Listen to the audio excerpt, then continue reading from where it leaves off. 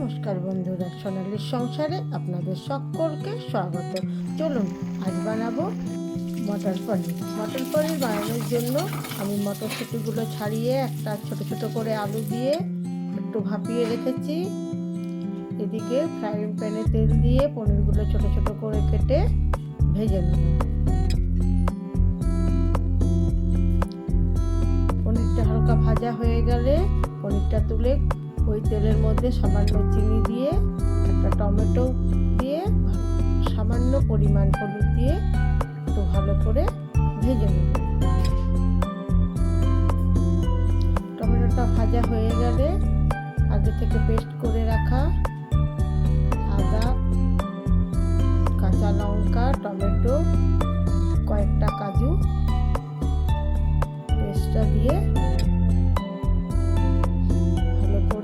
কষে নেব। আমি গরম মশলাগুলো দিতে ভুলে গেছি। আমি এক্ষুনি গরম মশলা এর মধ্যে গরম মশলাগুলো দিয়ে দেব।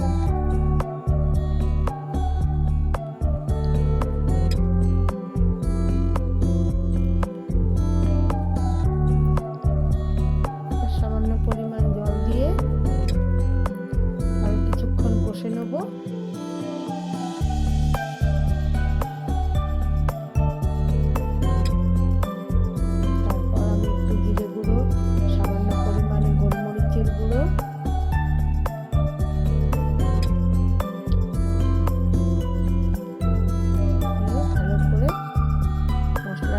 কষে নেব।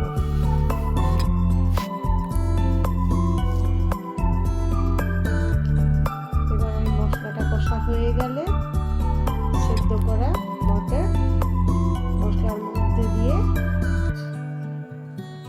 আমি আরো কিছুক্ষণ ভালো করে কষে নেব।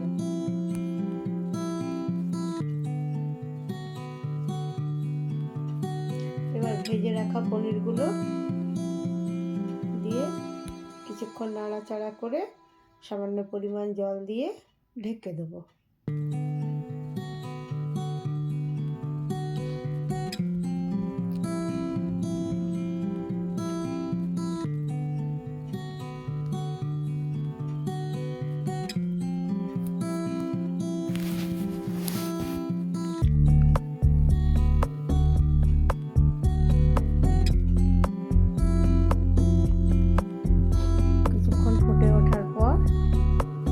হয়ে গেল আমার মটর পনির। রেসিপিটা যদি আপনাদের ভালো লাগে তাহলে একটা লাইক কমেন্ট করে দেবেন।